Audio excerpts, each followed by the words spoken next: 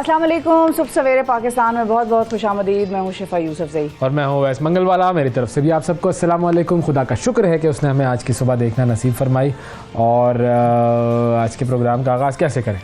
आज के प्रोग्राम का आगाज़ ऐसे करें, कर तो दिया आगाज़। अब आगाज़ तो देखें ऐसे हुआ, सलाम दुआ वगैरह वगैरह ये सारी बातें होती हैं। और सुनाए क्या हाल चाल है? ठीक ठाक। ये बड़ा एक पेटेंट वो होता है ना जुमला। हाँ, और सुनाए क्या हाल चाल? और सुनाओ भाई, और सुनाओ। ये और सुनाओ मुझे आज तक समझ में नहीं आया कि हम क्यों कहते हैं। दरअसल बोर हो जाते हैं ना, सुन तो रहे होते हैं ऑटोमेटिकली, तो उसके बाद कहते हैं अब और सुनाओ। बेसिकली वो कहना ये चाह रहे होते हैं जो बात कर रहे हो बेकार लग रही है, अगली पे चलो।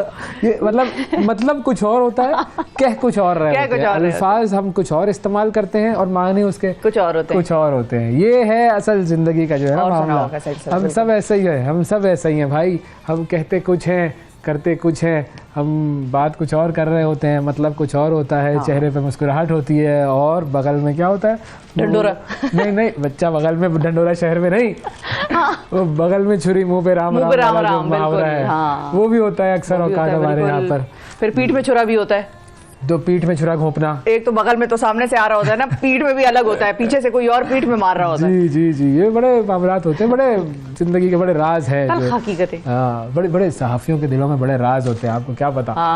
बिल्कुल। अब क्या आपको क्या पता सहाफियों का क्या एक स्टैंडर्ड हो। लेकिन वाकई वैसे अगर तारीख लिखी जाती है तो बहुत मरतबा बड़े बड़े जर्नलिस्ट बड़ी बड़ी किताबें लिखते हैं ना, उसके अंदर बहुत सारे ऐसे वाक़यात वो लिखते हैं कि आप कहते हैं यार ये उस वक्त इसको पता था, अब क्यों नहीं बताया, तब क्यों नहीं बताया। बाद में किताब सेल्फ सेंसरशिप वाला मामला भी आ जाता है, वो भी होता है फिनोमेना। पता नहीं हम बोलेंगे तो उठाए ना जाए ना, ये भी एक टेंशन है कि बोले तो उठाए ना जाए। वो एक बड़ा मशहूर शेर था, बड़ा मज़े का। वो मुझे याद आ रहा है इस वक्त कि मुझ में कितने राज हैं, मुझ में कितने राज हैं बतलाऊं क्या, मुझ में कितने राज हैं बतलाऊं क्या, बंद एक मुद्दत से हूँ खुल जाऊं क्या, मुझ में कितने राज हैं बतलाऊं क्या, बंद एक मुद्दत से हूँ खुल जाऊं क्या, आजिज़ी मिन्नत खुशामद इल्तिजा, आजिज़ी मिन्नत खुशामद इल्तिजा, और मैं क्या क्या करूं मर जाऊं क्या। अच्छा इधर मुझे काउंटर आ रहा है काउंटर आ रहा है कि राज बताओगे। राज बताओगे तो उठाऊं क्या। वाह वाह वाह वाह वाह। नाज़रीन हम चलते हैं अपनी कुर्सी की तरफ और आपको दिखाते हैं 60 सेकंड में दुनिया में क्या क्या हो रहा है। वैसे इस्लामाबाद में बारिश हो रही है और बाकी जो है दुनिया में क्या क्या हो रहा है ये आपको 60 सेकंड में पता लग जाएगा। दिखाएं जी। हुकूमत का तशद्दुद में मुलव्विस अनासिर के खिलाफ कार्रवाई का फैसला, पार्लियामेंट का मुश्तरका इजलास तलब। इमरान खान और बुशरा बीबी आज तोशाखाना केस में नैब तलब। इमरान खान ने चीफ जस्टिस ऑफ पाकिस्तान को खत लिखकर अपने कत्ल की मुबैना साजिश से आगाह कर दिया। एबटाबाद में तहसील नाजिम हवेलियां की गाड़ी पर फायरिंग, 11 अफराद जाँ बहक। तालिबान एहलकार अपने बेटों और रिश्तेदारों को सरकारी ओहदों से बरतरफ करें, अफगान तालिबान के सरबराह मुल्ला हैबतुल्लाह खुनजादा का हुक्मनामा। साबिक अमरीकी सदर डोनाल्ड ट्रंप पर अदाकारा को रकम देने के मामले पर आज फर्द जुर्म आयद होने का इम्कान। कोरोना की इब्तदा कहां से हुई? अमरीकी सदर जो बाइडन ने खुफिया मालूमात जारी करने के कानून पर दस्तखत कर दिए। इंतहा पसंद इसराइली वजीर ख़जाना बेत्सलाइल स्मोट्रिच ने फ़लस्तीनी अवाम के वजूद से ही इनकार कर दिया। IMF ने बदतरीन मुआशी बहरान के शिकार श्रीलंका के लिए कर्ज की मंजूरी दे दी। और वर्ल्ड टेस्ट चैंपियनशिप ऑस्ट्रेलिया और भारत जून में फाइनल खेलेंगे। जी ये थी 60 सेकंड न्यूज़। कौन सी सबसे मज़ेदार न्यूज़ लगी आपको? मैंने तो अखबार खोला हुआ है। अच्छा नहीं, वो मैं इनकी बात कर रहा हूँ। जो 10 न्यूज़ हमने 60 सेकंड वाली सुनाई उसमें कोई मज़ेदार लगी आपको? मुझे सबसे अच्छी कौन सी लगी कि वो जो अफगान तालिबान के जो हैं खुनजादा हैबतुल्लाह, उन्होंने तमाम जो तालिबान एहलकार हैं उनसे कहा है कि अगर आपके कोई रिश्तेदार हुकूमती ओहदों पर हैं निकालें उनको बाहर, हुकूमती जॉब्स में उनको नहीं होना चाहिए। ये देखें उसने एक क्लासिकल एग्जाम्पल कायम की है कि कैसे आप अपनी मतलब बहुत सारी चीज़ें उनमें गलत होंगी, बहुत सारी चीज़ों पर आप लेकिन ये एक इंटरेस्टिंग चीज़ आई कि ये उन्होंने ऐलान किया है कि जी आप अगर तालिबान की जो एक बोर्ड या शूरा या जो भी उसमें है, आपके कोई रिश्तेदार हुकूमती जॉब्स पर नहीं हो सकते। ये एक उन्होंने इंसाफ की बात की। पसंद आया? गुड, बिल्कुल इंसाफ। मुझे तो वो खबर भी ठीक लगी कि खान साहब ने खत लिखा है चीफ जस्टिस ऑफ पाकिस्तान को इंसाफ की ख्वाहिश करते हुए, तो वो भी एक अहम खबर थी। इंसाफ की ख्वाहिश की है एक और आदमी शामिल हो गया उस लिस्ट में जिसको इंसाफ चाहिए। करोड़ों में, अरबों में, सबको चाहिए इंसाफ। वही कह रही हूँ ना, अरबों करोड़ों में, लेकिन इंसाफ मिलता कहाँ है? बड़े आदमी को तो इंसाफ मिल जाता है, आम आदमी छोटे मोटे शहरी को तो कीड़े मकोड़े हैं, उनको इंसाफ कहाँ मिलता है? तो खैर ये है, लेकिन उसके बावजूद इंसाफ खुश के नाम से पापड़ निकालूंगा अब मैं, इंसाफ पापड़ मिलेंगे सबको, देख इंसाफ पापड़ सस्ते नहीं, लेकिन इंसाफ होगा ना। अभी देखें वो कैसा जबरदस्त उन्होंने ऐलान किया है, 50 रुपए सब्सिडी होगी पेट्रोल पे, उसको बढ़ा के उन्होंने 100 रुपए कर दिया है भाई। हाँ, अगर मैं गरीब आदमी हूँ, ठीक है, मैंने 50 रुपए सस्ता पेट्रोल डलवा लिया जी, और फिर जाहिर है मैं हूँ एक पाकिस्तानी भी, हाँ। और जाहिर है हम ये भी जानते हैं कि हमारे खित्ते के लोग हैं, चाहे पाकिस्तानी हो बंगाली हो जो भी हो, उनमें जुगाड़ों का और बेईमानियों का सिलसिला भी सर फहरिस्त है। तो मैं गरीब आदमी हूँ, मैंने सस्ता पेट्रोल डलवा लिया, हाँ। और आगे मैं देख रही हूँ कि भाई कोई दरमियाने तबके का आदमी खड़ा है जो कह रहा है भाई मुझे, तो उसको मैंने बेच दिया। हाँ तो ठीक है, अभी आपके अपने अमाल है, हर चीज़ नहीं कंट्रोल हो सकती भाई। आपको अगर एक फैसिलिटी दी है, आप उसको अपने तौर पर इस्तेमाल करने के बजाय बेच दे आगे, तो आपको भी तो ऊपर जवाब देना है, जवाब दे दीजिएगा ऊपर। आपसे ऐसा इंसाफ होगा कि पता चल ज़्यादा खुश ना हो आप। हमें पाकिस्तानी वैसे ही खुश हो रहे हैं आजकल भाई, खुशी का जो इंडेक्स की लिस्ट आई है, आपने देखी वो? नहीं, मैंने नहीं देखी। अरे देखिए भाई, बेसिकली कहा यह जाता है कि जो दुख है उसकी कोई उम्र जो है वो बड़ी तवील होती है, और खुशी का दौरानिया बड़ा मुख्तसर होता है, और इसीलिए जब भी खुशी मिले उससे लुत्फ़अंदोज़ होना चाहिए। और पाकिस्तानी ऐसी ही कौम है, आपको हर तरफ मसाइल परेशानियाँ सियासी अदम इस्तेहकाम नज़र आता है, लेकिन वो खुश तरीन ममालिक की फहरिस्त में शामिल है, और इस पर जो उनका इंडेक्स है वो इम्प्रूव होता जा रहा है। हाँ, बिल्कुल, खुशी का आलमी दिन कल था, उसके ऊपर अक़वाम मुत्तहिदा की फहरिस्त एक जारी हुई, हैप्पीनेस इंडेक्स 137 ममालिक में से 108वें नंबर पर पाकिस्तान है, जबकि गुज़िश्ता साल 121 पर था। तो हमने दर्जाबंदी हमारी बेहतर हो गई, 13 दर्जे हम बढ़ गए हैं खुशी में। और भारत को अगर देखें तो तमाम तर माशी तरक्की के बावजूद उसकी रैंकिंग कम हुई है, और वो 126वें नंबर पर आया है। बांग्लादेश 118 नंबर पर है, पाकिस्तान जो है वो जीत गया। अच्छा, इसने देखा क्या खुशियां मना रहे हैं? पता नहीं किस बात पे खुशियां उठाए जाने पे खुशियां मना रहे हैं। खुश रहो बस, खुश रहो, बिल्कुल खुश बस। फीकस आमदनी, मुतवक्के ज़िंदगी, समाजी मदद, आज़ादी और सखावत और करप्शन, ये तमाम चीज़ों के बारे में जो है वो इसके ऊपर डिटेल ली गई। फिर उसके बाद फ़िनलैंड जो है वो मैं आपको बताऊं, दुनिया का खुश तरीन मुल्क है भाई। फ़िनलैंड में सब लोग बहुत खुश रहते हैं तमाम, और ये कई सालों से फ़िनलैंड नंबर 1 पे है खुशी के इंडेक्स में। फिर उसके बाद डेनमार्क और आइसलैंड ये दूसरे और तीसरे नंबर पर हैं, और इसराइल 9वें नंबर पर है। इसराइलियों, तुम लोग तो सारी दुनिया पे जुल्म कर रहे हो, खुश हो।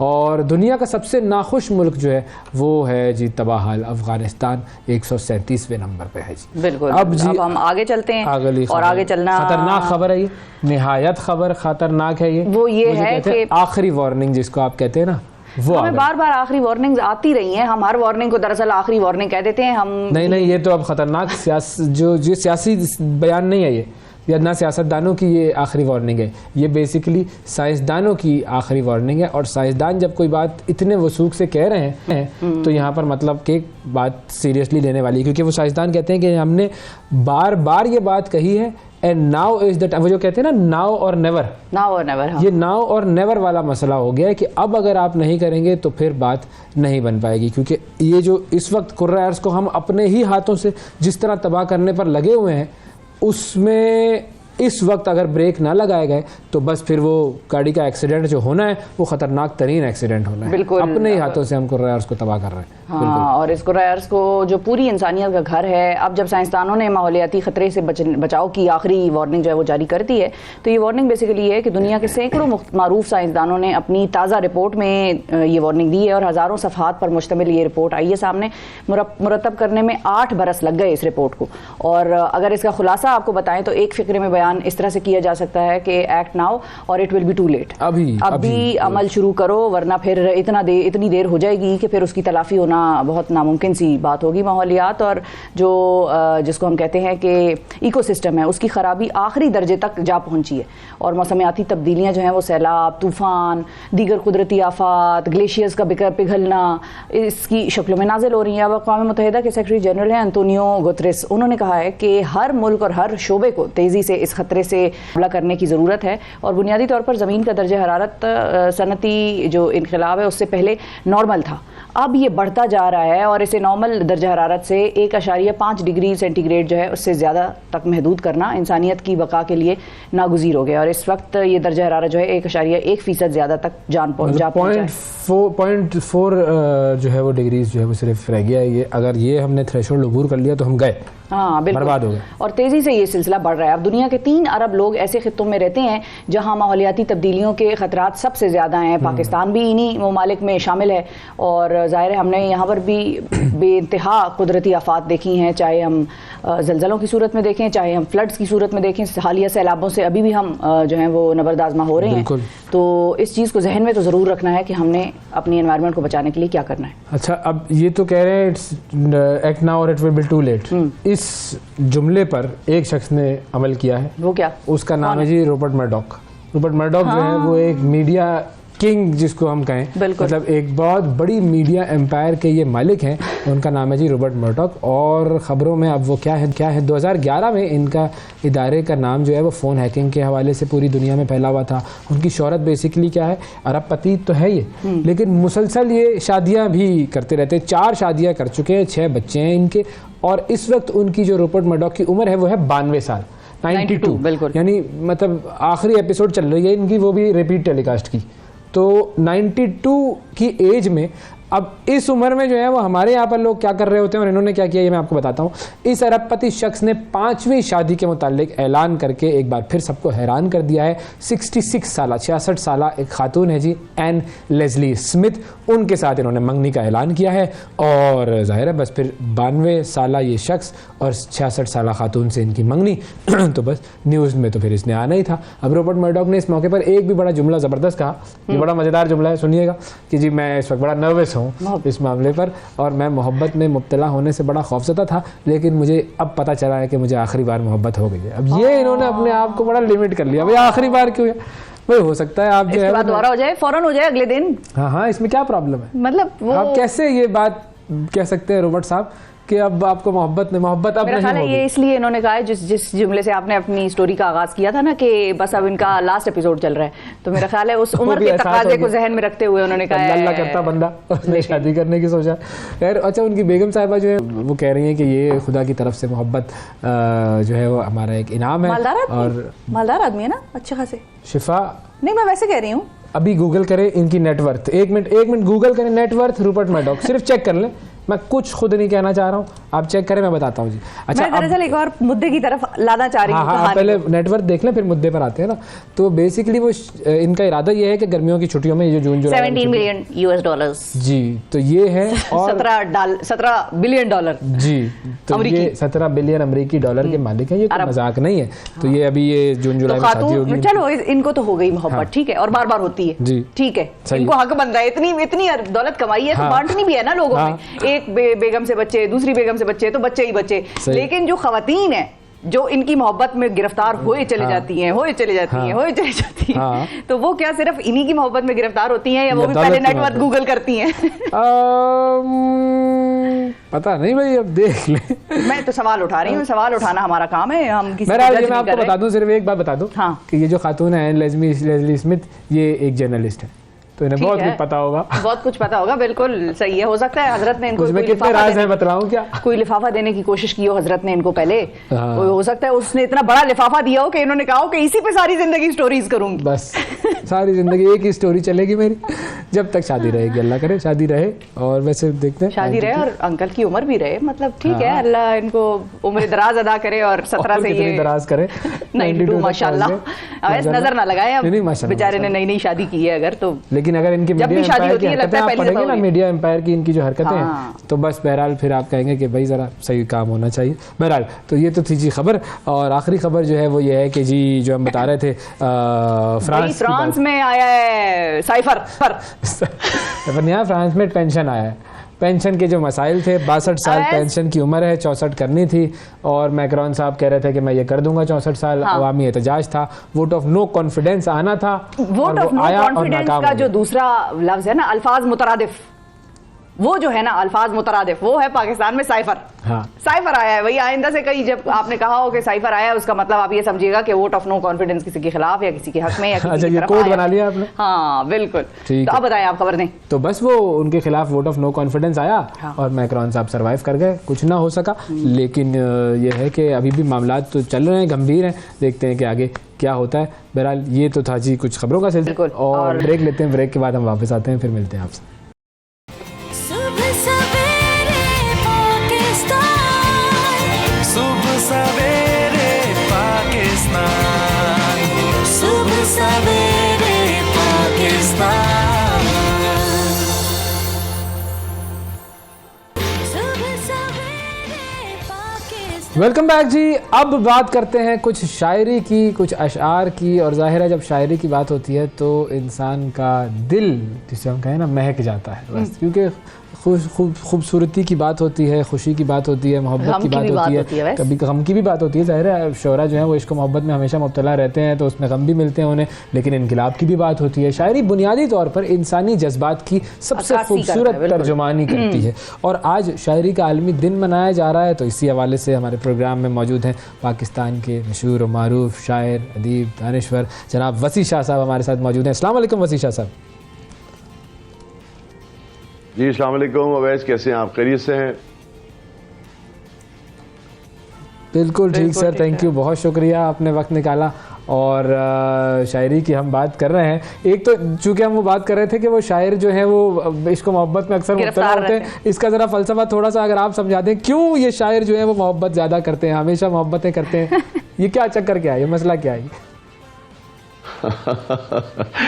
देखिए, मैं समझता हूँ कि इस हवाले से, अब शिफा भी यहाँ बैठी हैं आपके साथ, इस हवाले से हमने शायरी के साथ वही किया है जो हमने पाकिस्तान में ख़वातीन के साथ किया है।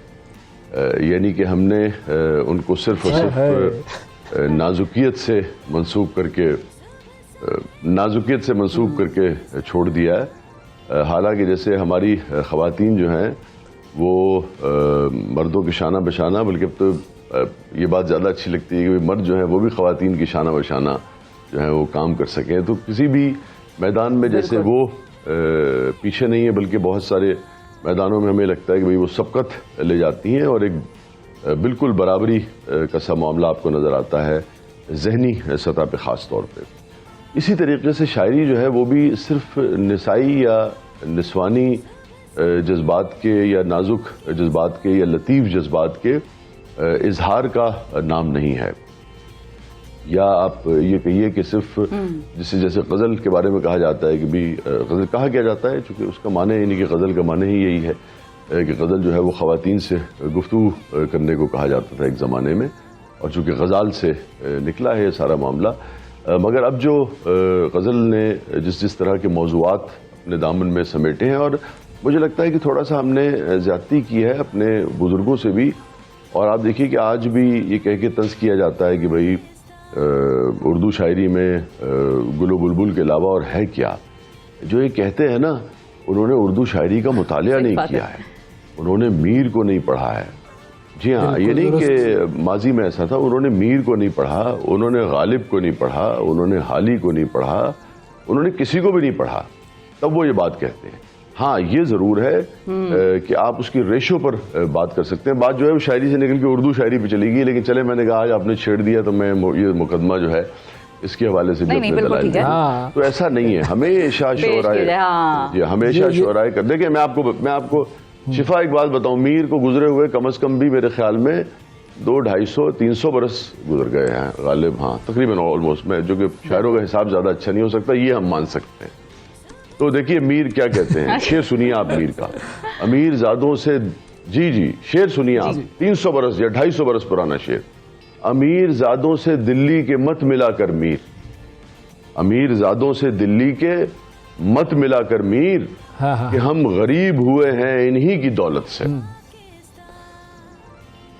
वाह वाह वाह वाह वाह, क्या बात है, क्या बात है। जी, अब अगर आप 250-300 बरस में इस शेर को नहीं समझ सके, और आप 300 बरस पहले इस किस्म के अशार कहने वालों पे सिर्फ और सिर्फ गुलो बुलबुल के शेर कहने का आप इल्ज़ाम लगाते हैं तो मैं फिर आपकी यानी कि आपकी अक्ल और दानिश पे जो भी ऐसा कहता है समझबूझ पे फिर कुर्बान जाऊं, ये कर लेते हैं। जी हाँ, अच्छा, जी हाँ, कुर्बान जाओ। ये लेकिन तो मैंने एक आपको ये बताया बताएं कि मतलब बहुत सी ऐसे वो जो आप कह रहे हैं ना बुलबुल और गुलु बुलबुल वाला जो एक है कॉन्सेप्ट, उसको अगर आप दूसरी तरफ मोड़ के देखेंगे कि मानी बदल भी जाएंगे। मिसाल के तौर पे आप और उसमें इसमें दो एस्पेक्ट्स है मेरे सवाल में, मैं चाहूंगी आप दोनों को एड्रेस करें। एक तो शोरा वो हैं जो बहुत नामी ग्रामी शोरा हैं, लोग बहुत सुनते हैं, अक्सर कॉन्वर्सेशंस में तकारीर में उनको कोट किया जाता है, Mir is one of them, Iqbal, Ghalib, ये वो लोग हो गए। कुछ ऐसे हैं कि जिन्होंने अपनी शायरी भी बड़ी जबरदस्त की, उनकी शायरी पे गाने वाने भी बने। मिसाल के तौर पे नाज ख्यालवी साहब हैं, मैं वो सुन रही थी एक्चुअली कुछ दिन पहले नुसरत फतेह अली खान साहब का तुम एक गोरख धंधा हो, और वो मैं ट्वीट करने के चक्कर में थी, मुझे किसी ने कहा शिफा ये ना करना। तौबा तौबा। अब देखें तुम एक गोरख धंधा हो पे जिसने लिखा वो जो शायर थे नाज ख्यालवी साहब, एक तो उनको उस तरह से मेरा ख्याल है पजीराई इसके लिखने पर नहीं मिली जितना इसके उनके इस गाने को बनने पर हवाले। बिल्कुल। तो अब इसके भी दो पहलू हैं। तो मैं गोरख धंधा हो को आप अगर इनकलाबी उसमें लेना चाहते हैं तो आप उसको इनकलाबी उसमें भी ले सकते हैं, और अगर आप किसी को पर्सनल बुलबुल वाले एस्पेक्ट में लेना चाहते हैं तो उसमें भी लिया जा सकता है। हाँ, आपने चूंकि नाज ख्यालवी साहब की बात की, आप दुरुस्त कह रहे हैं कि नाज ख्यालवी साहब ने जितना बड़ा काम किया उस हवाले से मैं समझता हूँ कि मुआशरे ने जो मकाम उनको मिलना, हम शोरा कराम तो उनकी बड़ी ताज़ीम करते थे उस ज़माने में। मुझे याद है कि नाज ख्यालवी साहब मरहूम की वफ़ात से पहले एक तकरीब जो है उनके एजाज़ में, मेरा हाफ़ज़ा अगर ठीक काम कर रहा है तो अलहमरा में रखी गई थी, और इसी हवाले से रखी गई थी, और हमारे मेन स्ट्रीम के जो बहुत संजीदा लिखने वाले थे उनको उसमें बुलाया गया था। तो ऐसा नहीं है कि जो लिखने वाले थे वो तो जानते थे, मगर अवामी सतह पर शख्सी हवाले से खुद जिस तरह से उन्हें पजीराई मिलनी चाहिए थी वो नहीं मिली, वरना तो हर शख्स जो इसको सुनता है वो उसकी दाद देता है। और आप देखिए एक और आपने पहलू निकाला है कि अब ये इंतहाई अदक जिसे हम अमीक कहते हैं, बहुत ही गहरे, बहुत ही पेचीदा फिलोसॉफिकल जो मसाइल हैं या जो इश्यूज हैं उनको इस पूरी यानी कि कवाली के अंदर, इसको नज्म कह लीजिए चलिए आप, उसके अंदर एड्रेस किया गया है, और कितना पोइटिक वे में किया गया है। तो ऐसा नहीं है। दूसरे अब मैं आपको एक और बात बताता हूँ। ये तो मैंने बात, चूंकि अवैस दोस्त है मेरे, मैं इनका दोस्त हूँ, ये इन्होंने ऐसी एक बात छेड़ दी तो मैंने एक बात की। मैं तो कभी इस पे भी शिफा साहिबा डिफेंसिव नहीं होता हूँ गुलो बुलबुल वाली पे। मैं तो सिर्फ ये कह रहा हूँ कि ये बात गलत है कि सिर्फ आप अगर देखिए तो मैंने सिर्फ का लफ्ज इस्तेमाल किया हर जगह कि सिर्फ गुलो बुलबुल। भाई गुलो बुलबुल पे भी बात करने में क्या है? आप कीट्स को अप्रिशिएट करते हैं, आप शैले की उस पर नज़मों पर आप सर धुनते हैं, शेक्सपियर की जो सोनेट्स हैं जो रोमांस के ऊपर हैं, आप कहते हैं कि सुभान अल्लाह क्या मर्दो जन के ताल्लुकात के ऊपर इसने लिखा है। तो भाई उर्दू शायरी में अगर गुलो बुलबुल की बात की है, लोग अपने महबूब की बात करते हैं, मर्दो जन किसी वक्त मोहब्बत की भी तो बात करेंगे ना एक दूसरे से। इसमें बुराई क्या है? मर्द औरत की तारीफ करता है, औरत मर्द की तारीफ करती है, दोनों एक दूसरे को चाहते हैं। खुदा के लिए मोहब्बत को परवान चढ़ने दें, जी परवान चढ़ने दें, इसमें बुराई क्या है? बहुत अगर एतराज करना चाहें तो आप आवारगी के ऊपर या जो बेराह रवी है उसके ऊपर तो आप कोई बात कर सकते हैं, मगर लेकिन अगर एक शेर है, मिसाल के तौर पे फराज का ये शेर है कि उसके बदन की, सुना है उसके बदन की तराश ऐसी है कि फूल अपनी कबाएं कतर के देखते हैं। अब आप कहिए कि साहब अब आपका जहनी अगर किसी का गलीज हो और उसको कहीं ले जाए और किसको सुना रहा है, ये तो उसके ऊपर है, मगर शेर की जो जमालियात है उसकी तो आप दाद देंगे।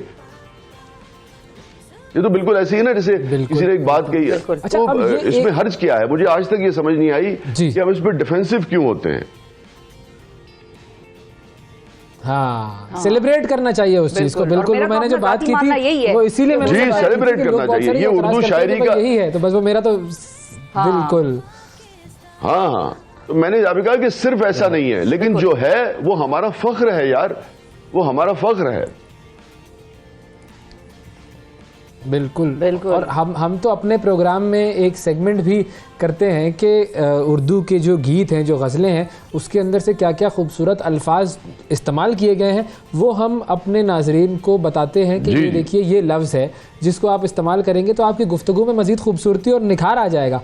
तो इस तरह के अल्फाज हमें शायरी से ही सीखने को मिलते हैं कि क्या क्या एक एक लफ्ज़ और उसका जो असल इस्तेमाल है, उसका वज़न है। बहुत उम्दा बात की अवैस, बहुत उम्दा बात की। बहुत उम्दा बात की। मैं आपको बताऊं, देखिए लिसानियात और तारीख़ के तालिब इल्म ये कहते हैं कि पूरी इंसानी तारीख़ में ज़ुबान पर जो सबसे बड़ा एहसान है वो ख़वातीन ने किया है। इसलिए कि ख़वातीन जो हैं, लाज़िम बात है अब दौर बदल गया है, मैं माजी के हवाले से इस वक्त बात कर रहा हूँ कि ख़ास तौर पे ख़वातीन जो हैं वो चूँकि बच्चों के पालने का काम सिर्फ़ और सिर्फ ज़िम्मेदारी जो है वो ख़वातीन पर होती थी और उसके बाद वही और ज़्यादा वक्त भी वही उनके साथ गुजारती थी। तो आप देखिए आज भी बड़े बड़े अदीब जो हैं, आपको पता है, जो लफ्ज़ डिक्शनरी में और आपस के उसमें नहीं मिलता, वो बाज़ औक़ात उर्दू जो अहले ज़ुबान है वो अपनी माँओं से पूछते हैं। उनको पता है कि डिक्शनरी में मिले न मिले, माँ से मिल जाएगा उन्हें लफ्ज़।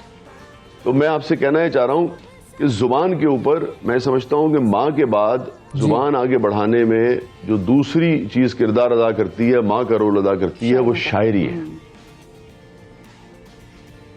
वाकई ऐसा ही है, ऐसा ही है। तो अब आज आप क्या डेडिकेट करेंगे? क्या सुनाएंगे जाते आप? जाते शायरों को? मैं भाई देखिए अब जैसा माहौल चल रहा है बताइए, और आप क्या बर्दाश्त कर सकेंगे?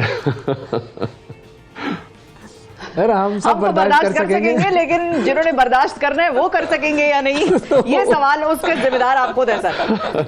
फिर सानू ना कहना।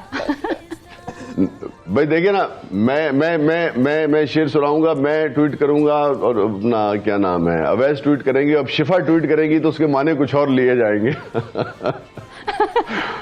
बिल्कुल ऐसा ही है सर, इनकी तो फॉलोइंग भी बहुत ज्यादा है ना। फिर नहीं सर, कोई मोहब्बत की ही बात हो, कोई मोहब्बत की बात होनी चाहिए। क्या हम हर रोज जो है मैं आपको एक ताजा गजल सुना देता हूँ। बुनियादी तौर पे कुरान की एक आयत है कि दुनिया एक धोखा और फरेब है, उससे इस गजल की इंस्पिरेशन है, मगर फिर दीगर मौजूआत भी इसमें आए हैं। 4-5 शेर में आपको सुना देता हूँ। आपके पास है 4-5 शेर का वक्त नहीं? जी जी जी जी जी सर बिल्कुल। दुनिया फरेब थी, गमे दुनिया फरेब था। दुनिया फरेब थी, गमे दुनिया फरेब था। सच पूछिए तो सारा तमाशा फरेब था। वाह वाह वाह वाह। खलकत को हर फरेब से दिलवाएंगे निजात। खलकत को, ये शिफा खलकत हम यानी कि अवामुन्नास आप समझ लीजिए ना, मखलूक जो है, मखलूक खुदा जी। खलकत को हर फरेब से दिलवाएंगे निजात। खलकत को हर फरेब से दिलवाएंगे निजात। जो लग रहा था शहर में नारा फरेब था।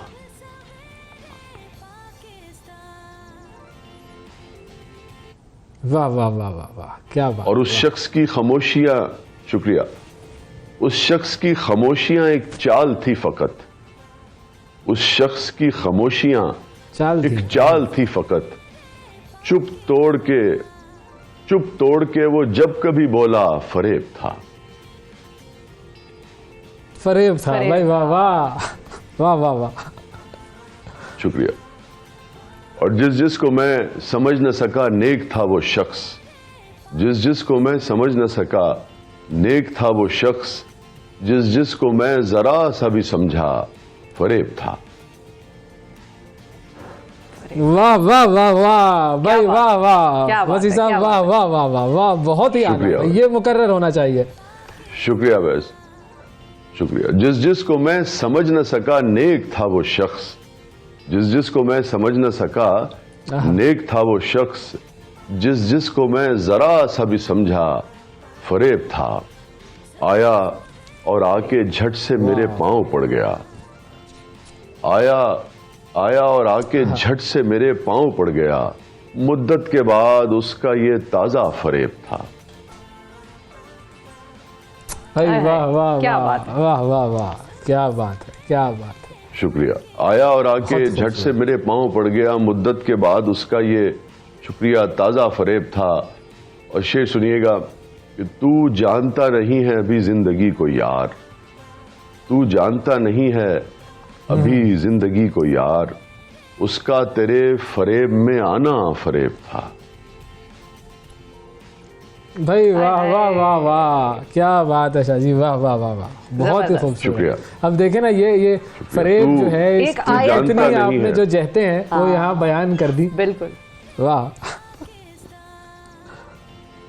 और ये सही कहनी है शिफा के बुनियादी तौर पे इसकी आयत जो थी खासतौर पे मतले की, वो इसकी इंस्पिरेशन वो एक आयत से ली थी मैंने कि दुनिया एक धोखा और फरेब है, तू जानता नहीं है अभी जिंदगी को यार, 2 शेर इसमें और है, तू जानता नहीं है अभी जिंदगी को यार, उसका तेरे फरेब में आना फरेब था, दोनों जहान से मुझे मिलवा गया वो शख्स, दोनों जहान से मुझे मिलवा गया वो शख्स, मेरा वो पहला इश्क था, पहला फरेब था।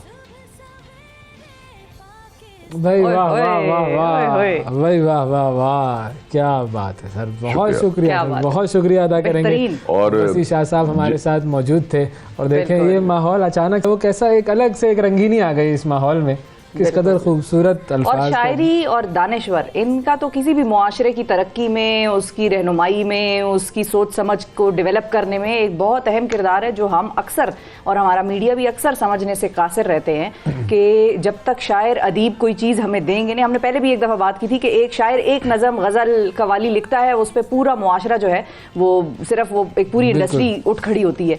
तो उसी तरह एक पूरे मुआशरे की डेवलपमेंट भी हो रही है, सोच समझ की भी डेवलपमेंट हो रही है एक शायर और एक शेर की वजह से। बिल्कुल, बहुत शुक्रिया अदा करेंगे जी। वसी शाह साहब हमारे साथ मौजूद थे। और अब एक और बहुत ही मकबूल शायर की तरफ हम चलते हैं। जनाब तहजीब हाफिज साहब हमारे साथ मौजूद हैं और यूं कह लीजिए कि जो नई नस्ल जो है, नए रंग शायरी के नज़र आते हैं वो उनकी शायरी में। तहजीब हाफिज साहब, अस्सलाम वालेकुम। वालेकुम। बहुत शुक्रिया तहजीब साहब, वक्त दिया आपने। अच्छा, आप देखिए, आप तो खैर तहजीब के अलमबरदार ही ठहरेंगे, एक तो इस कदर खूबसूरत नाम, इस कदर खूबसूरत तखल्लुस, और जो आपके जो अशार हैं उनकी भी मकबूलियत ज़बान ज़द आम है, तमाम लोग सुनते हैं, पसंद करते हैं। अभी वसी शाह साहब से बात हो रही थी तो वसी शाह साहब भी यही बात कर रहे थे कि हम सिर्फ़ और सिर्फ इश्क मोहब्बत की बात नहीं करते, शायरी में तो हर तरह के रंग आपको नज़र आते हैं। आपको क्या लगता है, अगर हम इससे शुरू करें, कि एक शायरी थी जो कि गालिब मीर इकबाल और जो हमारे क्लासिकल शायर हैं उनकी थी, एक शायरी का आज का एक उसका चलन है शायरी का, उसमें आपको फ़र्क क्या नज़र आता है?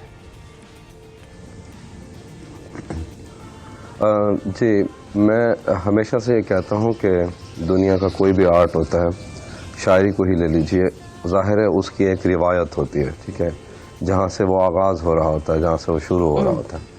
और चूँकि इसका शायरी का ताल्लुक़ बराह रास्त ज़बान से है, लैंग्वेज से है, तो लैंग्वेज का जो सबसे बड़ा काम है वो इबलाग़ का है कि ज़बानें इसलिए अहम होती हैं कि आप उनसे कुछ मतलब आप समझ सकते हैं कि अगला क्या कहना चाह रहा है और आप क्या बात करना चाहते हैं।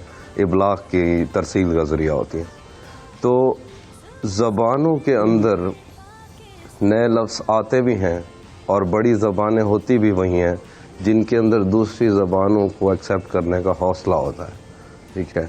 तो शायरी ज़ाहिर जो क्लासिक में हो रही थी तब मैं सबसे बड़ा फ़र्क जो समझता हूँ ये था, तब जो उर्दू बोली जा रही थी उसके अंदर जो लफ्ज़ मौजूद थे, जो बोले जा रहे थे, आज कुछ उनमें से ऐसे लफ्ज़ हैं जो मदरूक हो चुके हैं। मिसाल के तौर पर मैं जो बात कर रहा था कि ज़बानों का बड़ापन भी यही होता है, उसके अंदर नए लफ्ज़ आ जाते हैं।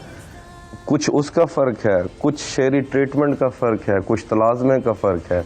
तो ज़ाहिर है जब हम शुरू में पढ़ते हैं, आज अगर हम शेर पढ़ते हुए कहीं चिलमन का लफ्ज़ इस्तेमाल करेंगे, चिलमा या आंचल का, तो उससे ज़्यादा, या गुलशन का, तो मैं समझता हूँ कि आज लोग गुलशन को इतना ज़्यादा रिलेट नहीं कर सकेंगे जितना वो बाग को कर सकते हैं, चिलमन को इतना रिलेट नहीं कर सकते जितना पर्दे को कर सकते हैं, और आंचल से ज़्यादा वो दुपट्टे को रिलेट कर सकते हैं। बड़ी ज़बानों की खूबसूरती यही होती है। ये बात आपकी बिल्कुल इंटरेस्टिंग है। ये तहजीब साहब जो आपने बात की अल्फाज के चुनाव की, ये बड़ी अहम बात है कि अब हम अल्फाज का इस्तेमाल जो है वो तब्दील तो कर देते हैं, लेकिन वो जो चिलमन की जो फील वो पर्दे से तो नहीं आएगी, उस फीलिंग का क्या करें? बिल्कुल। और फिर शायरी को हम आम गुफ्तगू से किस तरह से मुख्तलिफ रखेंगे? अगर हम वही अल्फाज जो पर्दे और दुपट्टा और बागीचा, उन्हीं अल्फाज को हम अगर शायरी में भी इस्तेमाल करने लग जाए तो फिर तो दोनों में कोई डिफरेंस ना रहा। जी, मैं बताता हूँ।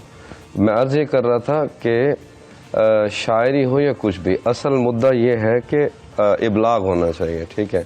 मैं हमेशा ये कहता हूँ कि अरस्तु कभी भी अरस्तु ना होता अगर लोगों को समझ ही ना आता कि अरस्तु कहना क्या चाहता है या उसकी बात पहुंचती ही ना।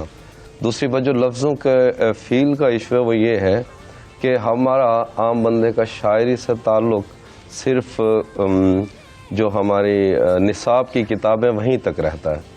आम बंदे ने शायरी सिर्फ वहाँ तक पढ़ी है, मतलब उसने 9th में पढ़ ली, 10th में पढ़ ली, उसके बाद उसका शायरी के साथ ज़रिया नहीं रहता। चूँकि वो नॉस्टैल्जिक रवैया लाता है, हमें फ़ील इसलिए आती है कि हमने बचपन में वो लफ्ज़ पढ़े होते हैं।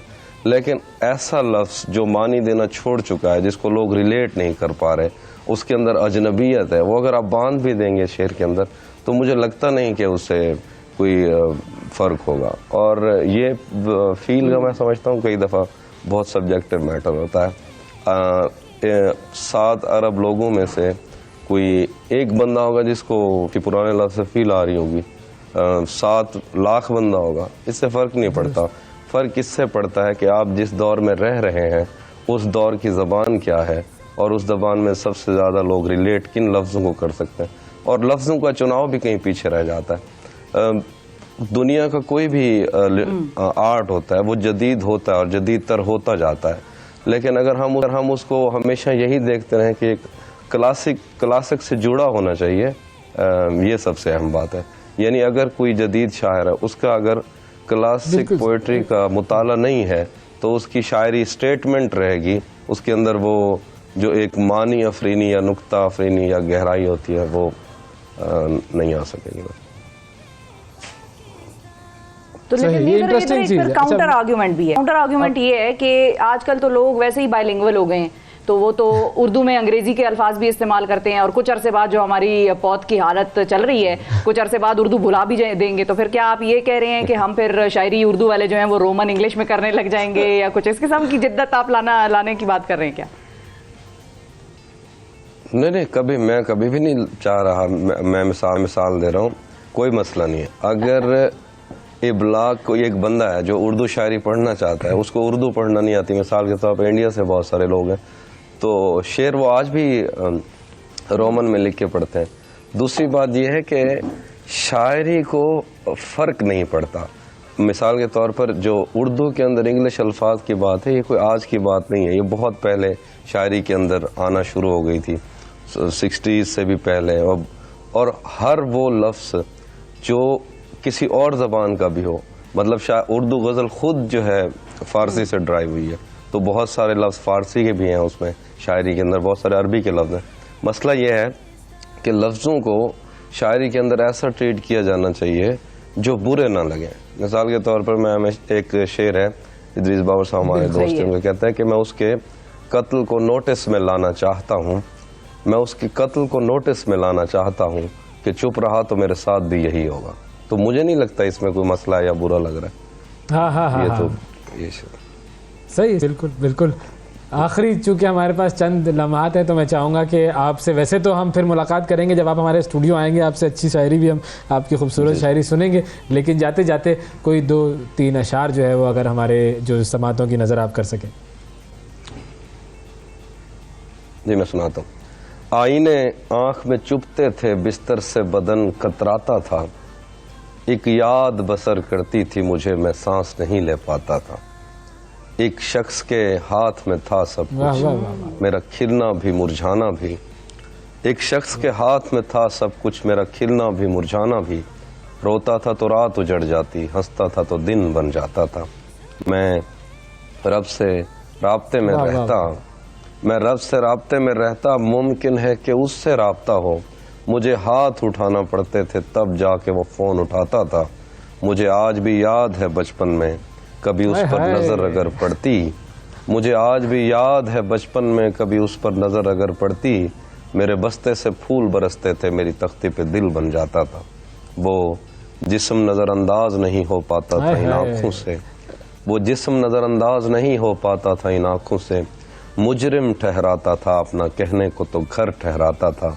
हम, आखिरी शेर है, हम एक जिंदान में जिंदा थे, हम एक जंजीर में बड़े हुए, एक दूसरे को कभी देख के हम हंसते थे तो रोना आता था। बहुत शुक्रिया। भाई वाह वाह वाह वाह बात है, क्या बात है, क्या खूबसूरत ख्याल है। बहुत शुक्रिया अदा करेंगे तहजीब हाफिज़ साहब हमारे साथ मौजूद थे। नाजरीन, शायरी के आलमी दिन पर शायरी के हवाले से गुफ्तगू आपने सुनी। अब वक्फा लेते हैं, वक्फे के बाद दोबारा हाजिर होंगे। सुबह सवेरे पाकिस्तान, सुबह सवेरे पाकिस्तान, सुबह सवेरे पाकिस्तान।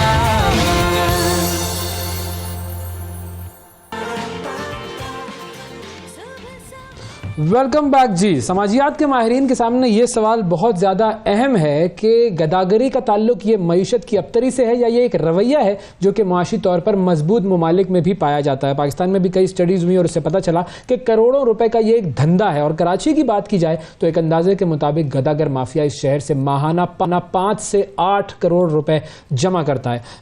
सुबह सवेरे ट्रक में लाद कर बच्चों को, खवातीन को, बूढ़ों को मुख्तलिफ मकामात पर पहुँचाया जाता है। वो भीख मांगते हैं, रात को उन्हें वापस अपने ठिकानों पर पहुंचाया जाता है और रमज़ान में यह धंधा उरूज पर पहुंच जाता है। गदागरी से आमदनी कई गुना बढ़ जाती है। गदागरों के रूप में फिर जराइम पेशा अफराद भी आ जाते हैं और जराइम की शरह भी बढ़ जाती है।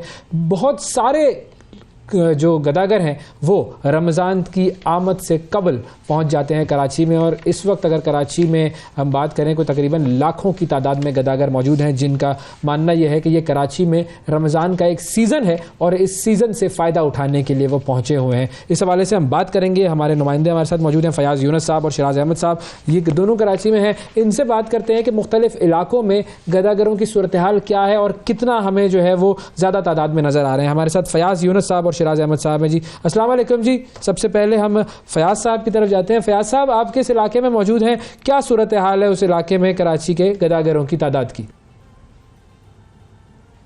देखिए, बिल्कुल मैं इस वक्त डिस्ट्रिक्ट ईस्ट गुलिस्तान जौहर में मौजूद हूँ। कराची में माह सयाम से कबल ही गदागर पूरे मुल्क से कराची में अपने डेरे जमा लेते हैं। तमाम तर जो चौराहे हैं, सिग्नल्स और जो गली महल्ले, वहाँ पर ये बैठ जाते हैं और हर आने जाने वाले से भीख मांगते हैं। जो मुख्तलिफ NGOs हैं उनके मुताबिक लाखों अफराद आते हैं जो एक माफिया की सूरत में कराची के मुख्तलिफ मकामात पर बैठते हैं। सबसे ज़्यादा जो हमें रश के बारे में जो NGOs की जानिब से बताया गया है वो डिफेंस का कहा गया है। डिफेंस का जो हॉट स्पॉट बताया गया, इन भिखारियों के भी हॉट स्पॉट और फेवरेट पॉइंट्स होते हैं क्योंकि इन्हें वहाँ सबसे ज़्यादा भीख मिलती है। वो अख्तर कॉलोनी का सिग्नल हो गया, काला पुल हो गया, डिफेंस जो कैंट स्टेशन के एतराफ़ की सड़कें हो गई, इसके अलावा शारा फैसल का मेट्रोपोल पॉइंट हो गया, सदर की जो मशहूर मार्केट है ज़ैनब मार्केट, जामा क्लाथ और इसके अलावा वो बुल्टन मार्केट के एतराफ़ में भिखारी नज़र आते हैं। पुलिस की जानिब से एंटी बैगरी यूनिट बनाया गया था लेकिन उसमें इन तमाम तर गदागरों को सजाएं ना होने के बराबर हैं। पुलिस इनको पकड़ती है लेकिन ये अगले ही रोज़ बाहर आ जाते हैं और दोबारा से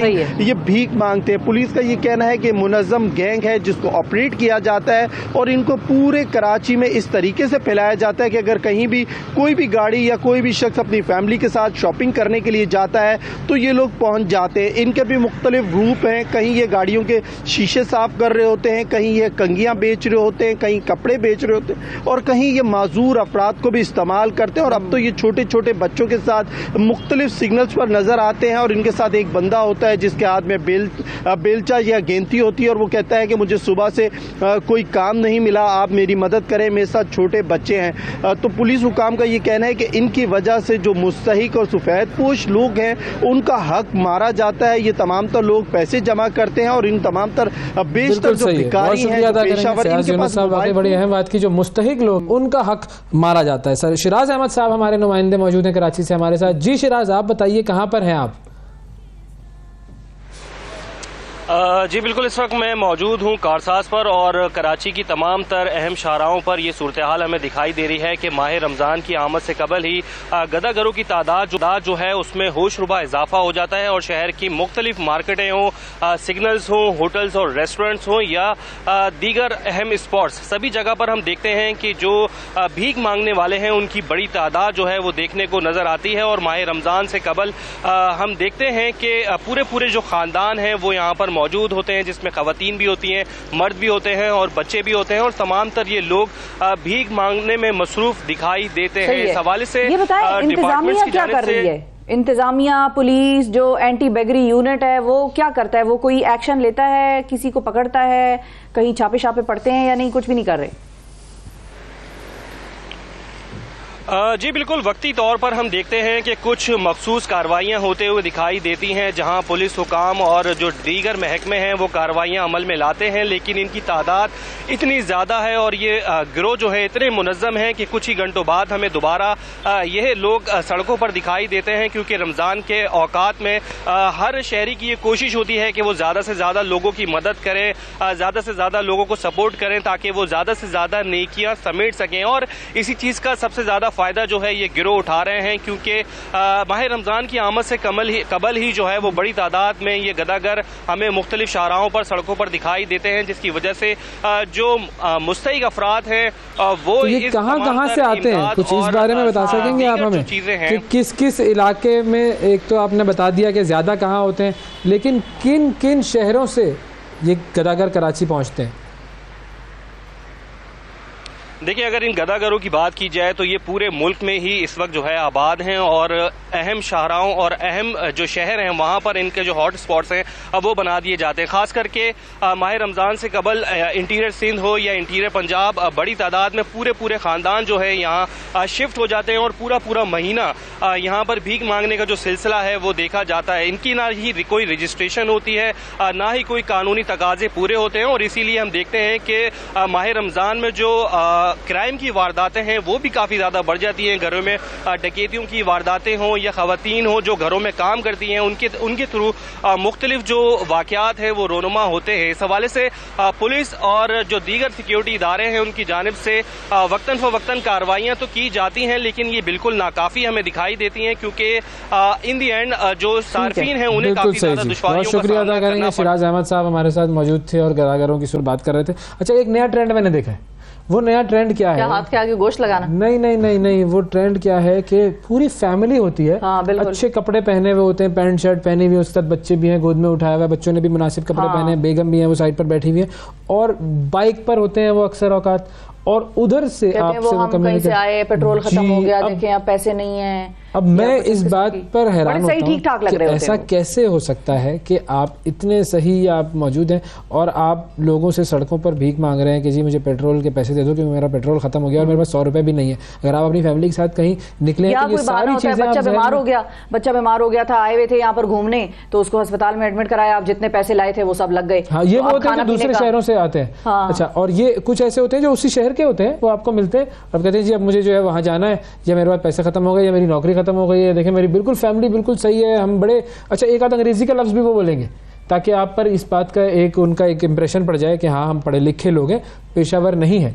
लेकिन अक्सर औकात जब आपको इस तरह की फैमिलीज टकरना शुरू हो जाए तो इसका मतलब है कि ये एक नई स्ट्रैटेजी है और इस नई स्ट्रैटेजी पर बहुत सारे लोग काम कर रहे हैं और इतना ज्यादा ये मामला फैल चुका है। रमज़ान उल मुबारक में खुदारा कोशिश ये कीजिए कि ये पेशावर गदागरों को रकम देने के बजाय आप अपने मोहल्ले में देखिए, अपने पड़ोस में देखिए। पड़ोसियों को तो सबसे ज़्यादा हक होता है, सबसे पहले अपने घर वालों, दोस्तों, रिश्तेदारों को देखिए कि उनमें अगर किसी को ज़रूरत है उसकी ज़रूरत को पूरा कीजिए। फिर अपने पड़ोसियों को देखिए, उनका बहुत ज़्यादा हक है। हुज़ूर सल्लल्लाहु अलैहि वसल्लम ने पड़ोसियों के हुकूक जो बयान किए हैं बहुत ज़्यादा है, और अगर आपका पड़ोसी भूखा सो रहा है और आप खाना खा रहे हैं और आप रोज़ा रख रहे हैं और इफ्तार कर रहे हैं तो ये मतलब कोई ऐसी अच्छी बात नहीं है कि जो कि आप कहें कि जी हम बड़ा अच्छा इफ्तार कर रहे हैं लेकिन आपके पड़ोस में लोग भूखे हैं। उनकी मदद कीजिए, देखिए, सोचिए, समझिए, उसके बाद अपनी रकम को किसी भी शख्स की मदद पर आप सर्फ कीजिए। और इन पेशावर गदागरों से हमें अपने माशरे को बचाना है। मतलब आप सोच नहीं सकते, किसी जगह पर खाना खाना मुश्किल हो जाता है, आप फैमिली के साथ जाएं, वहाँ पर पहुँचे हुए होते हैं, हर वक्त आपके पीछे पड़े रहते हैं। ये पूरा एक माफिया है जो काम कर रहा है। पुलिस न जाने इसके हवाले से क्या कर रही है, हम उनसे भी रब्ता करेंगे, इस पर बात करेंगे आगे आने वाले दिनों में। वक्फा लेते हैं इस वक्त, वक्फे के बाद दोबारा हाजिर होंगे। Stay with us. सुबह सवेरे पाकिस्तान, सुबह सवेरे पाकिस्तान, सुबह सवेरे पाकिस्तान।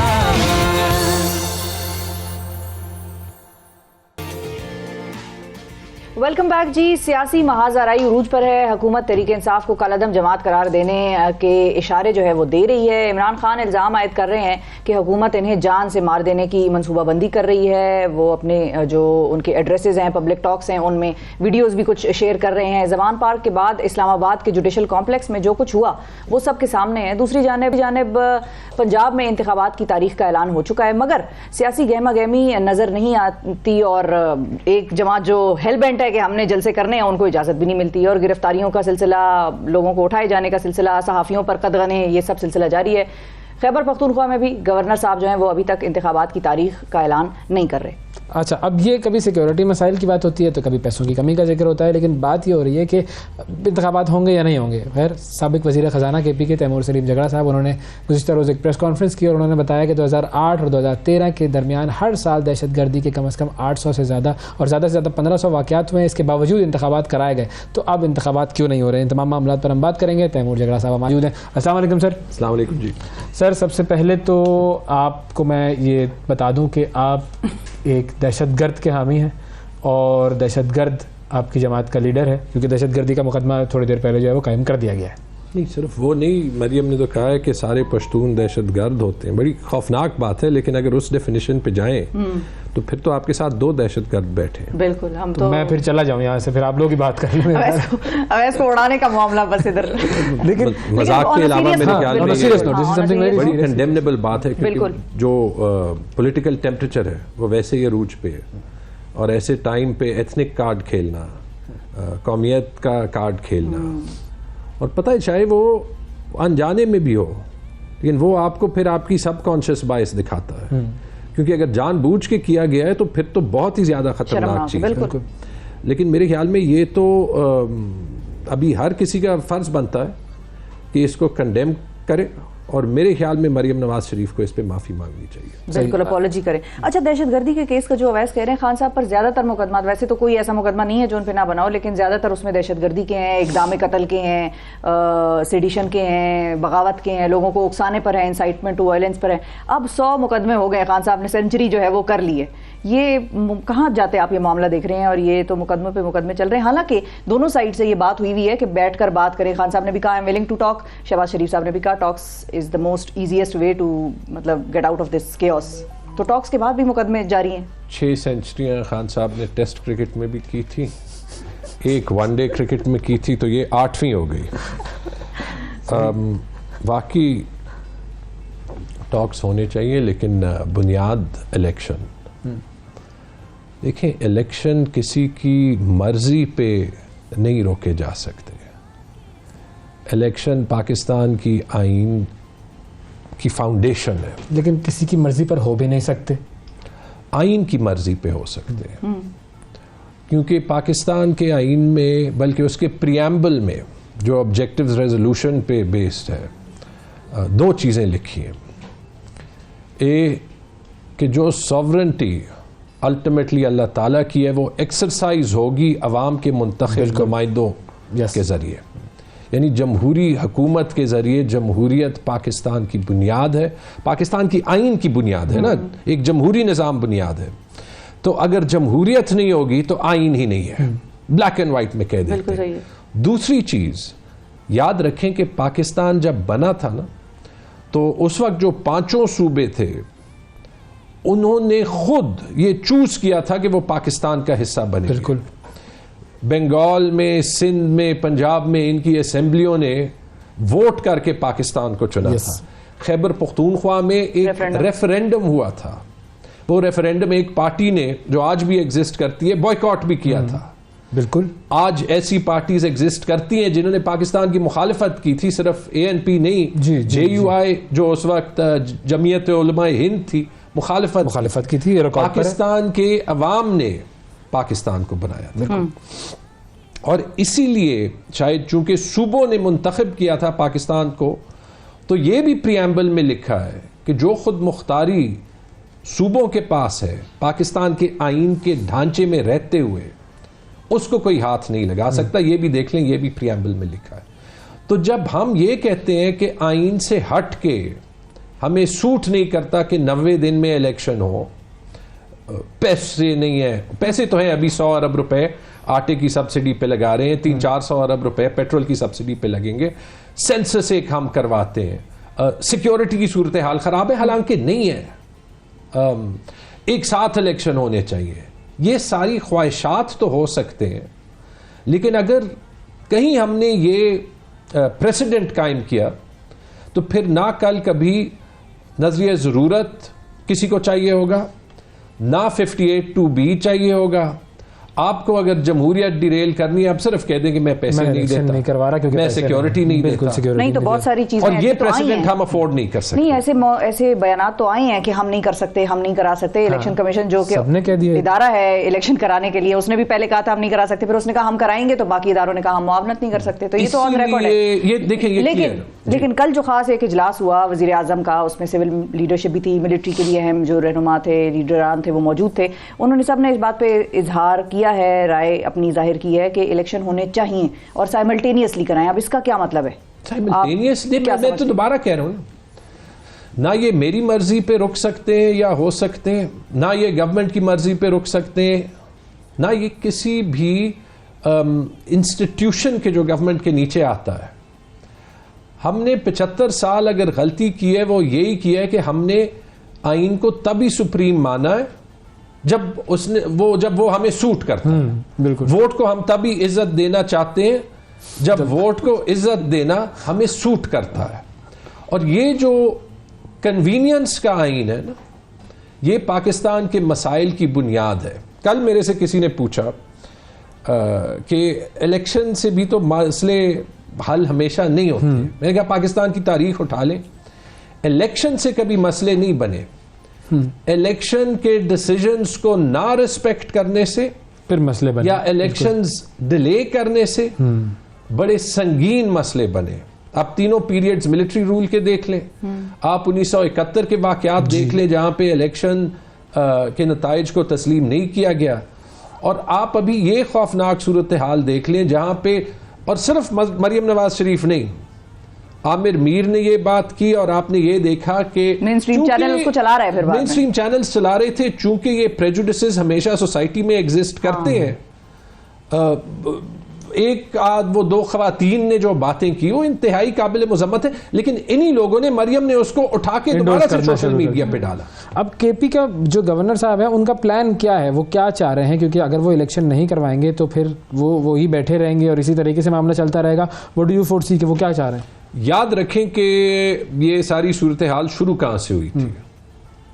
शुरू यहां से हुई थी कि ये सारी जो पीडीएम की जमातें हैं, इनका आर्ग्यूमेंट ये था कि अगर इमरान खान ने इलेक्शन कराने हैं तो आप 2 सूबाई पार्लियामेंट्स डिसॉल्व कर लें, हम 2 सूबे में नहीं पूरे मुल्क में करा दें। ऑन रिकॉर्ड, बिल्कुल, ये बार बार ऑन रिकॉर्ड है। और यही मैं कह रहा हूं, ये पॉलिटिक्स ऑफ कन्वीनियंस है। जैसे ही वो हो गया, इनका बयानिया, इनकी आर्ग्यूमेंटेशन बदलती गई, जहां पे ये अभी आ गए कि जी 1-2 सूबों में पुराने सेंसस पे होंगे, 2 सूबों पे नए सेंसस पे होंगे, पैसे नहीं है लेकिन हम 100 अरब रुपए का आटा बगैर सोचे गलत तरीके में बांट सकते हैं। उसका नतीजा आपने देखा कल, मेरे ख्याल में 1 या 2 अखबार हुई है। ये क्राइसिस होगा कि आप जो दुनिया में नहीं हुआ, आप पेट्रोल 2 कीमतों पे बेचेंगे, इसलिए फ्रैंकली नहीं कि गरीब आवाम को या मोटरसाइकिल वाले को फायदा पहुंचे, इसलिए कि किसी तरीके से जो वोट मैं खो चुका हूं वो मैं वापस ले आऊं। यहां भी इसके रिपरकशंस किसी ने नहीं सोचे। मुझे नहीं पता, मुझे ये बता दे। नहीं, जाते जाते आप लोगों ने भी तो सब्सिडी दी थी। नहीं, एक देखिए, थी। बिल्कुल सही है, उस पर सवाल बनता है, लेकिन उस पर सवाल एक्चुअली तब बनता अगर हमें वो 1.5 साल का मौका मिलता। एक रिस्क लिया, उस पर जब बात हुई थी तो हमने वो कॉस्ट की थी कि हम यहां से पैसे काटेंगे, ठीक है। और हमने ये वाली स्कीम भी डिस्कस की और कहा कि ये बड़ा कॉम्प्लेक्स होगा। उसके बाद रशिया और यूक्रेन की जंग जो है वो बड़ी, मजीद इंटरनेशनल प्राइसेस जो है वो इंक्रीज हुई, शायद हमें रिवर्स करना पड़ता, लेकिन हमारी जिम्मेदारी तभी थी जब हम गवर्नमेंट में थे ना, ठीक है। अब जो हो रहा है, सबसे इसमें इंपॉर्टेंट सवाल यह है कि अगर पाकिस्तान के लिए एक चीज जरूरी है, और इस पे हम सब पे गद्दारी के जो है वो टैग लग चुके हैं, ये जो 2 इन्होंने सब्सिडीज दी है, इनको हम अपोज नहीं करते, लेकिन माजरत के साथ ये एक एंड ऑफ टर्म हुकूमत के करने के काम नहीं है, जब उसके लिए सबसे क्रिटिकल चीज IMF के साथ डील साइन करना है, जो वो खुद कह रहे हैं। एक तरफ इसाक डार कहता है कि IMF जो है वो न्यूक्लियर वेपन्स हमें रोकने की कोशिश कर रहा है। जब वहां से तददीद आ जाती है तो उसके बाद इसको ख्याल आता है कि नहीं मैंने तो ये नहीं कहा था। 3 दिन हीरो बनने के लिए तैयार होता है और ये इनकी एक जबरदस्त आदत है। एहसन इकबाल को अपनी घड़ियों की कीमत तब तक नहीं याद होती जब तक वो तोशाखाना का रिकॉर्ड नहीं आता। आपको मिला वैसे कौन सा गिफ्ट मिला तोशाखाने में? नहीं, मुझे कोई गिफ्ट जो है वो नहीं मिला। बोरिंग। अब छोटे से वो रहते, ये सिर्फ वो भी नहीं, वहां से पैनामा से शुरू हो जाए सही है वो भी। अच्छा, लेकिन छोटे सूबे की आपने बात की, उस छोटे सूबे के हवाले से आप बड़ी ट्वीट्स कर रहे हैं इंटरम और केयरटेकर सेटअप के हवाले से। What is the problem? मतलब 1-2 लोग तो ठीक है कि वो किसी साइड के लगते हैं, बायस्ड हैं या वो उनकी कोई रिश्तेदारी है दूसरी जमातों में, लेकिन उसके अलावा सारी कैबिनेट या सारा केयरटेकर सेटअप तो नहीं प्रॉब्लमेटिक ना? नहीं, एक का आप रिकॉर्ड देख लें। चीफ मिनिस्टर कंसेंट से बना था, लेकिन एक चीज़ जो चीफ मिनिस्टर को दिखाना है वो अपनी न्यूट्रलिटी और अपना प्रोफेशनलिज्म, जो जिस वजह से वो जो है वो इस सीट के लिए मुंतखब किए गए। ये हुकूमत गवर्नर या अकरम दुरानी साहब नहीं चला सकते, जो कि एक आम बात है, और उनके ओपन बयानात हैं। चीफ मिनिस्टर के समधी एक मिनिस्टर हैं, ठीक है, उनकी बीच में ये चॉइस थी।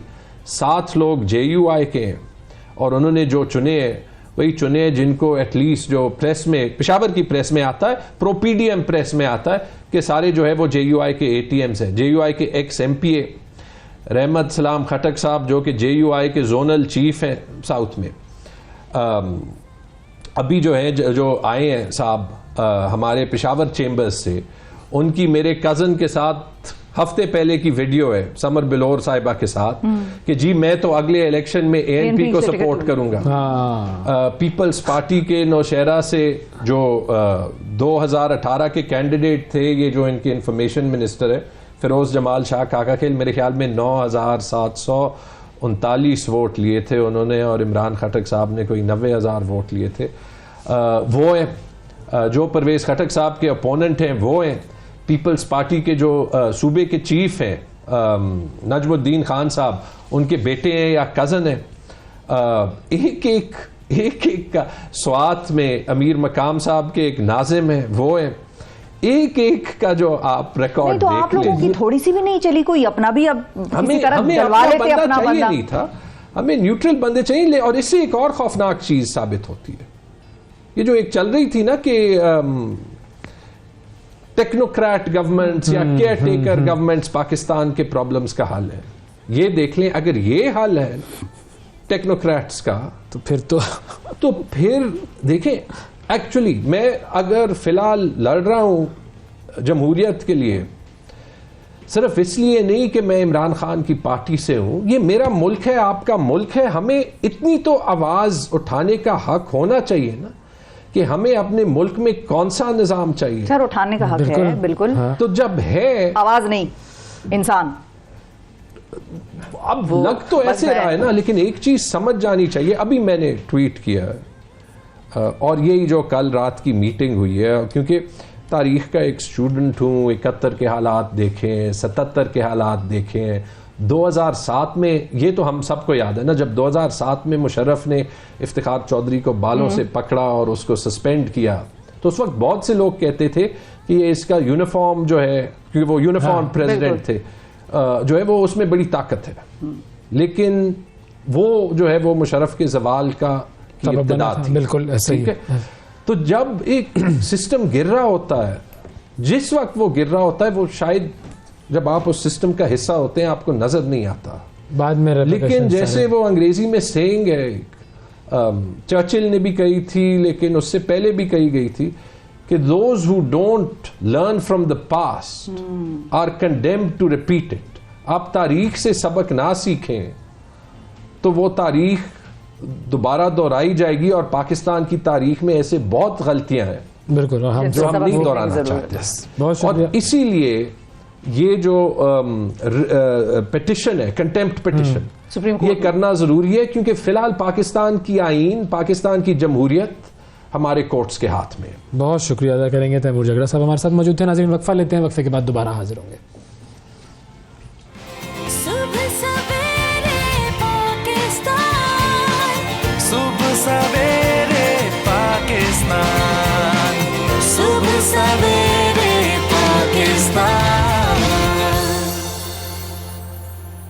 वेलकम बैक जी। सुबह सवेरे पाकिस्तान में एक मरतबा फिर खुशामदीद। रमज़ान का आगाज़ होने वाला है और इस हवाले से हम बात करेंगे आज के जो डायबिटीज़ के पेशेंट्स हैं उन्हें रमज़ान में अपना शेड्यूल क्या रखना चाहिए, खाने पीने में क्या एहतियात करनी चाहिए। और इस हवाले से हमारे साथ मौजूद है माहिर ग़िज़ाइयत जनाब डॉक्टर वसीमुल्लाह शाहीन साहब। अस्सलाम वालेकुम। वालेकुम अस्सलाम। डॉक्टर साहब बहुत शुक्रिया प्रोग्राम के लिए वक्त निकाला आपने। डायबिटीज़ एक ऐसा मर्ज़ है जो कि हमारे माशरे में फैला हुआ है, बहुत सारे लोगों को पता भी नहीं है कि उन्हें डायबिटीज़ है। खाने पीने में उनको रमज़ान के दौरान क्या एहतियात करनी चाहिए? देखिए, सबसे पहले तो ये जो है ग़िज़ाई बीमारी है तो इसका सिर्फ़ और सिर्फ ग़िज़ाई इलाज होना चाहिए।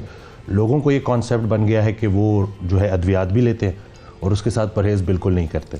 तो वो ये समझ रहे होते हैं कि जैसे खाली गोलियां खाने से, इंसुलिन लगाने से मसला ठीक हो गया, तो ऐसा बिल्कुल भी नहीं है। डाइटरी डिजीज़ की ट्रीटमेंट डाइट ही होनी चाहिए। उसमें अमेरिका में बड़े बड़े डॉक्टर्स हैं, कार्डियोलॉजिस्ट हैं, नेफ्रोलॉजिस्ट हैं, जो अपने पेशेंट्स को अब इंटरमिटेंट फास्टिंग के ज़रिए, यानी कि वाटर फास्टिंग के ज़रिए, लो कार्ब डाइट के ज़रिए, एक्सरसाइज के ज़रिए, यानी कि लाइफस्टाइल मॉडिफिकेशन के ज़रिए उनकी जो ये डायबिटीज़ है उसको ट्रीट कर रहे हैं, प्रॉपर तरीके से मैनेज कर रहे हैं। उससे होता ये है कि अद्वियात की रिक्वायरमेंट भी कम से कम रह जाती हैं। लोगों में अवेयरनेस नहीं है। रमज़ान का महीना है, अल्लाह ताला ने एक महीना ऐसा रखा था कि जिसमें हम ज़रा खाने से दूर रहें, हमने उसको भी खाने पीने का महीना ही बना दिया। ओवर ईटिंग कर रहे होते हैं और जैसे ही अफ्तारी होती है तो शरबतों का बेदरेग इस्तेमाल, इसी तरह से समोसे, पकोड़े, ये सारी चीज़ें ना। तो डूज़ एंड डोंट्स क्या है डायबिटीज़ पेशेंट्स के? देखें, कार्बोहाइड्रेट्स को आप लोग खुद सर्च कर लें, रोटी, चावल, फ्रूट्स, इनकी जो इनटेक है ना उसको हमने कम से कम रखना है। हम कबाब खा सकते हैं अच्छे फैट में कुक हुआ हुआ, हम इसी तरह से सैलड्स ले सकते हैं, हम इसी तरह से दही खा सकते हैं, इसी तरह से दही में अगर हम थोड़े से बादाम भिगो लें तो वो हम ले सकते हैं। मेरे यूट्यूब चैनल पे बहुत सारी लो कार्ब्स जो है रेसिपीज़ मौजूद हैं। हाई प्रोटीन स्मूदीज़ बना सकते हैं हम। थोड़ा सा अगर हम समझ जाए ना कि हम डाइट को किस तरह से हमने मॉडिफाई करना है तो इतना मुश्किल है नहीं। लोगों ने बस जो है ना ये डायबिटीज़ वालों का एक ये प्रॉब्लम भी होता है कि वो ये कहते हैं कि रोज़े में शुगर लेवल जो है वो डाउन हो जाते हैं, तो फिर इसलिए खाना ज़रूरी है। इसलिए क्योंकि उनके खून में इंसुलिन लेवल बहुत ज़्यादा होते हैं। अगर हम रमज़ान से पहले, मैं पहले भी अपनी वीडियोस में यही बात करता रहा हूँ कि हम इंटरमिटेंट फास्टिंग करें और खाने से थोड़ा दूर रहना शुरू करें, थोड़े सी ये जो 2 मील्स के बीच में गैप है इसको हम प्रोलॉन्ग करें, तो हम बड़ी आसानी के साथ प्रॉपर जो रमज़ान के रोज़े हैं वो रख सकते हैं। प्रॉब्लम यह है कि हमारा इंटरनल जो मेटाबॉलिज्म है वो सारा का सारा ख़राब हो चुका है। रसूलुल्लाह सल्लल्लाहु अलैहि वसल्लम की हदीस है कि इंसान ने पेट से बदतरीन किसी बर्तन को नहीं भरा, हालांकि उसकी कमर सीधी रखने को चंद लुक़मे काफ़ी हैं। तो साबित ये हुआ कि इंसान कम खुराक में ज़्यादा मुशक्क़त कर सकता है, लेकिन चूँकि लोग फूड नहीं खा रहे, प्रोडक्ट्स खा रहे हैं, मिलावट ज़्यादा चीज़ें खा रहे हैं, उसकी वजह, और बहुत ज़्यादा खा रहे हैं और बहुत फ्रीक्वेंटली खा रहे हैं थोड़ी थोड़ी देर बाद, तो उससे होता ये है कि इंसुलिन लेवल इतने बढ़ जाते हैं कि जैसे ही वो खाने पीने से दूर रहते हैं तो 3-4 घंटे के बाद उनके हाथ पांव कांपने लगते हैं। तो हमारा जो ये जो एक निज़ाम अल्लाह ने रखा था ना उसको वापस बहाल करना है। रमज़ान बेहतरीन करने का बेहतरीन मौका जो है वो रमज़ान है। बहुत शुक्रिया अदा करेंगे डॉक्टर साहब, आपने वक्त दिया और अहम हदीस आपने बयान की। चंद लुक़मे काफ़ी हैं, हमने बस वो पेट की हवस जो है उससे परहेज़ करना है। नाज़रीन, आज के प्रोग्राम में इतना ही। आपसे अगले प्रोग्राम में फिर मुलाकात करेंगे, उस वक्त तक के लिए इजाज़त दीजिए। अल्लाह हाफ़िज़।